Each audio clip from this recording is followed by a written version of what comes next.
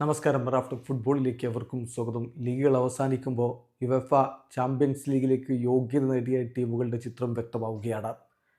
അടുത്ത വർഷത്തേക്കുള്ള UCL 36 ടീമുകളിൽ 29 ടീമുകളും ഇപ്പോൾ സ്ഥാനം ഉറപ്പാക്കി കഴിഞ്ഞു. നമുക്ക് നോക്കാം ഇതുവരെ UCL യോഗ്യത ഉറപ്പാക്കിയ ടീമുകൾ ഏതൊക്കെയാണെന്ന്. ഇംഗ്ലണ്ടിൽ നിന്ന് ഇത്തവണ 6 ടീമുകൾ കളിക്കുന്നുണ്ട്. 5 ടീമുകൾ ലീഗ് വൈസ് ടോപ്പ് 5 വന്ന ടീമുകളാണ്. ഒരു ടീം യൂറോപ്പ ലീഗ് വിജയിച്ചതാണ്, അത് ടോട്ടനാമാണ്, നമുക്കറിയാമല്ലോ. അങ്ങനെ 6 ടീമുകൾ എന്ന് പറഞ്ഞാൽ ഇംഗ്ലണ്ടിൽ നിന്ന് Liverpool, Arsenal, Manchester city, Chelsea, Newcastle United, Tottenham ടീമുകൾ ഇപ്പോൾ യുവേഫ ചാമ്പ്യൻസ് ലീഗിന് യോഗ്യത ഉറപ്പാക്കി.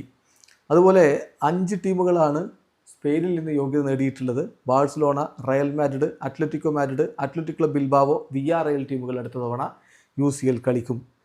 ജർമ്മനിയിൽ നിന്ന് 4 ടീമുകളുണ്ട്. ബയൺ മ്യൂണിക്കും, ബയർ ലെവർക്യൂസനും, ഐൻട്രാക്ട് ഫ്രാങ്ക്ഫർട്ടും, ബൊറൂസിയ ഡോട്ട്മുണ്ടും. ഇറ്റലിയിൽ നിന്ന് നാപ്പോളിയും, ഇന്റർ മിലാനും, അറ്റ്ലാന്റയും, യുവൻറ്റസും യോഗ്യത ഉറപ്പാക്കിയിട്ടുണ്ട്. അതേസമയം PSG, മാഴ്സെ, മൊണാക്കോ ടീമുകൾ ഫ്രാൻസിൽ നിന്ന് യോഗ്യത ഉറപ്പാക്കി കഴിഞ്ഞു. അയാക്സും PSV ഐന്തോവനും ഡച്ച് ലീഗിൽ നിന്ന് യോഗ്യത ഉറപ്പാക്കി കഴിഞ്ഞു.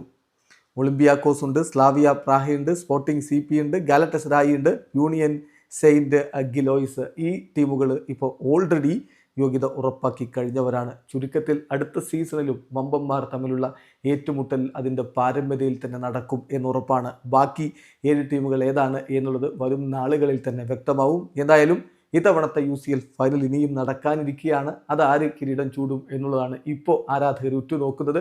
PSG കന്നി കിരീടത്തിലേക്ക് എത്താൻ പറ്റുമോ, അതല്ല ഇന്റർ മിലാൻ കിരീടം ചൂടുമോ? കാത്തിരുന്ന് കാണാം. വീഡിയോ അവസാനിക്കുന്നു. ഫുട്ബോൾ ലോകത്തെ കൂടുതൽ വിശേഷങ്ങളുമായി റാഫ് ടോക്സ് വീണ്ടും എത്താം.